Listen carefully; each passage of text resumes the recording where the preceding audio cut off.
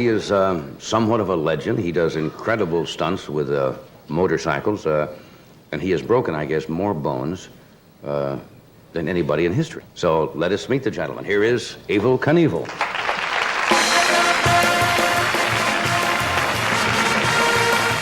See Evel Knievel, starring George Hamilton and Sue Lyon.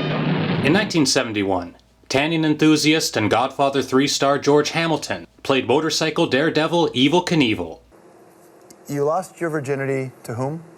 My stepmother when I was 12 years old.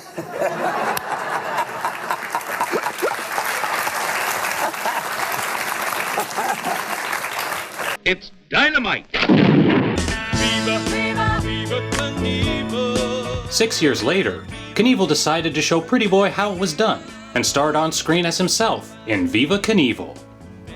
Wow, this is some movie. The opening scene strikes a weird tone. In the middle of the night, a faceless man, carrying a large, suspiciously empty-looking box, creeps into a ward of sleeping children. Even the music is tense.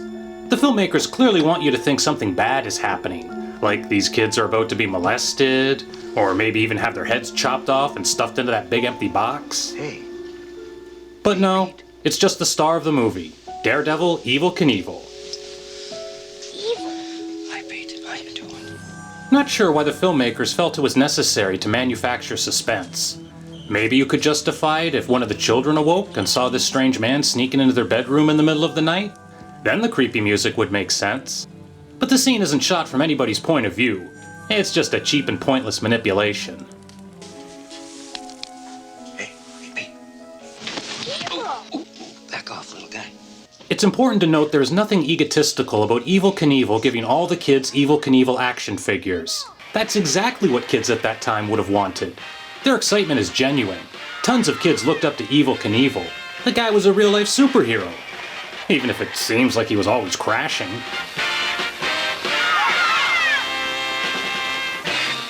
Evel Knievel, sold separately or... Viva Knievel is not some cheap movie, thrown together and rushed out just to make a quick buck. It was directed by Gordon Douglas, who'd been making movies since the 1930s, including classics like Them, Stagecoach, and The Detective. The star-studded cast features Gene Kelly, Lorne Hutton, Leslie Nielsen, tens of thousands of extras. A lot of effort went into making this movie. You're the reason I'm walking, Evel. You're the reason. Oh, Wally, that's great. I knew you could do it. I'm so proud of you. Which is why it's so shocking that within 5 minutes, it's obvious Evel Knievel was the worst choice to play himself. Will. Ben, I'm sorry. What's the matter with you, Will? Now you're picking fights. He is utterly without charm. Nearly everything he says is in the same expressionless tone. Look, Jesse's a fine kid and he's a good jumper. But if you're not Knievel, you're not number one, right? Thank you. Wow, that's some ring. Is that a diamond? No, those aren't diamonds. What are they? It's a portable television set. Tune it in on your favorite channel. Everyone in the movie treats him like he's Elvis when he looks and sounds like your alcoholic divorced uncle. I'm just a man doing my own thing. Are you, a woman? Like, it's nice he's coming to visit the sick kid, but he doesn't even know one from the other. Hi, Pete. How you doing? I'm just fine, Evel. But my name's Dan. Pete and I switched pets. But I'll give credit where credit's due. His response to the nun, worried she'll get fat, is a pretty good line. I didn't forget your favorite fudge. I picked it up in New York. Here, enjoy. Oh, you're wicked. You know I'll get fat. Don't worry. Nobody will notice. Unfortunately, he won't be that charming or funny for the remaining 99 minutes of the movie. Gene Kelly, star of Singin' in the Rain, plays Evel's alcoholic bike mechanic. Now, I don't want to say Kelly is fat here, but he certainly looks a lot beefier than the last time we saw him on the town. Maybe he put the weight on for the character? Wasn't like this was the end of his career. In just a couple more years, he'd be in Xanadu, dancing on roller skates. Red Buttons plays Evel's lazy, good-for-nothing manager. Their big scene is Evel shaking him down for the money he's owed, because Red sold some extra show tickets on the side. Now obviously, there should be financial transparency between Evel and Red. It's intended to be a good thing that Evel's on top of things, doesn't allow himself to be taken advantage of. Okay, happy man. Make me happy. Pay me what you owe me. But the way the scene of Red giving him the money plays out, what with the wrinkled dollar bills and Evil's total lack of charisma, just comes across as real petty. You almost expect the scene to end with Evil telling Red, "Now get on your knees and shine my shoes."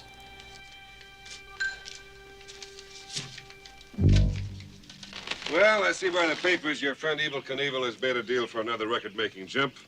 Leslie Nielsen plays the big bad drug kingpin. This was during his transition from the handsome leading man of Forbidden Planet to the wacky, fart-box-squeezing comedian of the Naked Gun movies. Although I will do almost anything I can for a laugh. That's what I have. There it is right there. What the hell are you doing?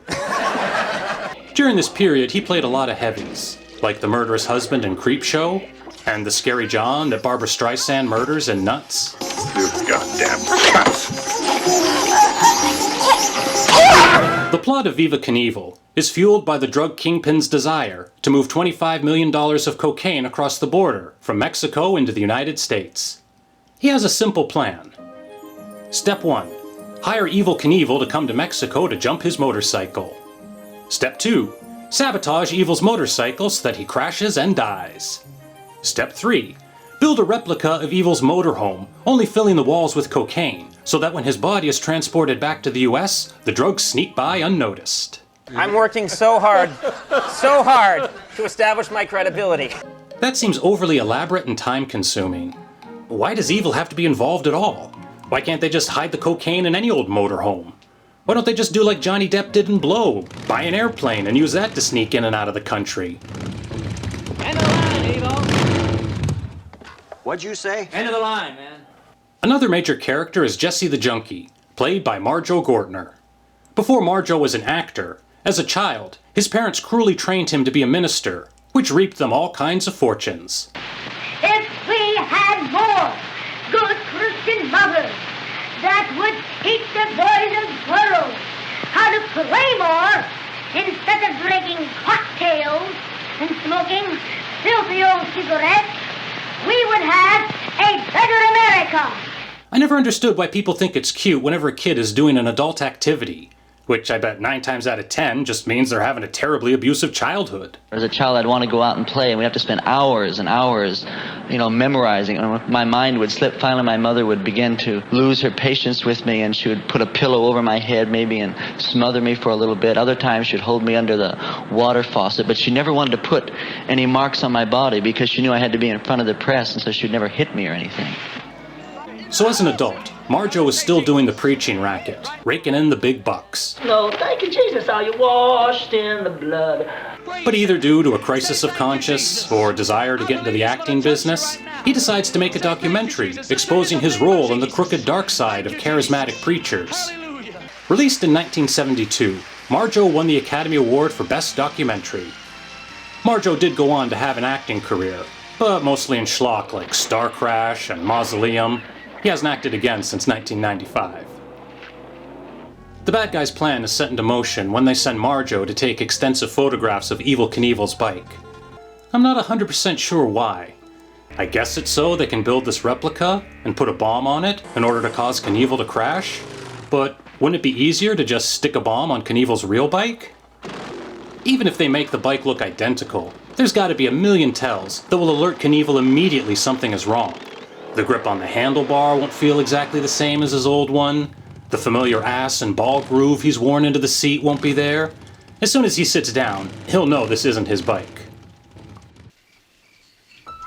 Marjo roofies Gene Kelly, who sees the camera flashes but doesn't remember what happened.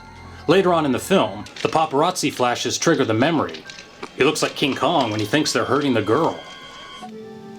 Dad? I'm Tommy. Your son. A subplot has to do with a child Gene Kelly fathered, whom he's never met in person and doesn't want anything to do with. Apparently, the mother died in childbirth or something, but I'm doubting she was the love of Gene Kelly's life. She was probably just one of Evel Knievel's groupies who offered Gene sloppy seconds. You have a wife, right? That's right. 3 children. And 3 children. That's right. Evel Knievel's real-life wife and children don't exist in this movie, because they need scenes of him and Laura Hutton riding around, playing grab-ass. Now, look what you've done. Look what you've done! Hey, you. What's the matter with you? The first time you reach out to help that kid, you shake him out of his shoes. Evel feels bad for this family breakdown and encourages Gene to start showing his son the love he deserves, because love is healing for both of them. Maybe if he allowed himself to show love, he wouldn't spend the rest of his life trying to crawl into that bottle. Evel's words, however, aren't quite so poetic. That kid's your #1 fan. Well, he'd take on the Supreme Court for you. What a strange, emotionless analogy. Maybe if the kid was a lawyer it would work, but he's 10. You think you'd say he'd risk death for you. He'd fight off 100 bandits for you. Not that he'd spend hours reading legal briefs and arguing to overturn Roe v. Wade for you. Again, everyone, I'm Frank Gifford. We are happy you are with us. Frank Gifford, who used to be a famous sportscaster, before he became Kathy Lee's cheating husband, before he became dead, plays himself in the movie. He gets nice billing in the opening titles. He's one of Knievel's closest friends, yet is unable to muster up any emotion when he witnesses Knievel's terrible, possibly fatal accident. I saw it. That had to be one of the worst crashes Evel ever has taken. Maybe he's just being professional. He's a newsman. He can't get choked up on air. For God's sake, Walter Cronkite held it together when the president was shot. President Kennedy died at 1 p.m. Central Standard Time, 2 o'clock Eastern Standard Time, some 38 minutes ago.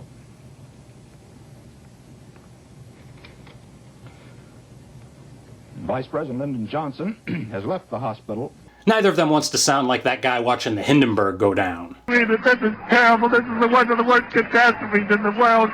Oh, the humanity. One thing I'd like to say while I'm on the show, if I have a chance to, there are a lot of people that can say, when I jumped the canyon, if I splat against the other side, that I was crazy. I will say, if I land on the other side, I'll drop to both knees and grab a handful of Idaho dirt and thank God Almighty I'm still alive. There's a funny irony about the two crash scenes in the movie. When Evel crashes at the beginning, the filmmakers didn't want to risk him performing the stunt.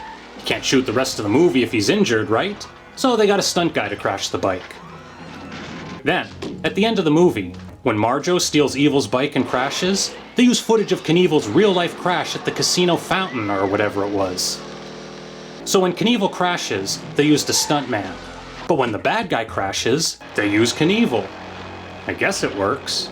I mean, with those helmets, that could be anybody under there. Help me out. Leslie Nielsen's death scene is atrocious.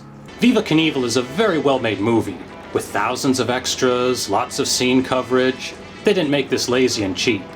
I feel a lot of professionals worked hard on this. So it's astonishing when the final chase scene turns into something from the old Batman TV show. You'd swear that's a toy car going over the cliff. Viva Knievel did not do well at the box office. Not only did it come out the same summer as Star Wars, but Evel had disgraced himself in real life by beating up his manager with a baseball bat. I lived in the neighborhood I lived in, the town I lived in. I used to have to not go to lawyers, but as a little boy, hit guys once in a while. I don't think it really matters what I did. I think it matters what I am. And he did it like a real coward too, bringing a buddy along to hold the guy in place while Mr. Tough Guy Knievel worked him over. Kinda puts the Will Smith slap in a different perspective. I mean, it's not like he got Denzel and Bradley Cooper to grab hold of Rock for him so he could slug him. Will Smith just smacked the shit out of me. Viva Knievel is a movie with an overwhelming amount of things going on. Orphan kid, romance, international drug smuggling, breaking out of a mental hospital, a jealous junkie. And yet, it's one of those movies where, even though it's not good, you're never bored. In fact, you're actually enjoying yourself. That was a greatest night in the history of television. Okay. I have never indulged, and of course never will, in narcotics. I think that God made me to be a certain way, and that's the best way I can be, and I will never, ever indulge in narcotics. I'm glad you said that.